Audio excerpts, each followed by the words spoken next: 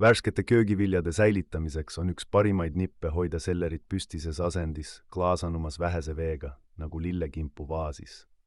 Salatilehtede värskena hoidmiseks mähkige need paberkäterätikutesse, mis imavad liigse niiskuse ja hoiavad need krõmpsud. Marjade säilivusaega saab pikendada, kui teha nende plastiknõudesse väikesed õhuaugud ja lisada põhja paberkäterätik. Banaanid püsivad kauem värskena, kui eraldada need kobarast ja hoida neid ükshaaval. Värskeid ürte võib hoida nagu lillebuketti, püsti klaasides vähese veega kergelt kilekotiga kaetult.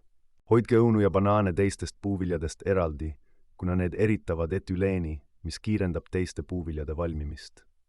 Juurviljad säilivad kauem, kui hoida neid paberkottides, mis võimaldavad õhu liikumist ja reguleerivad niiskust.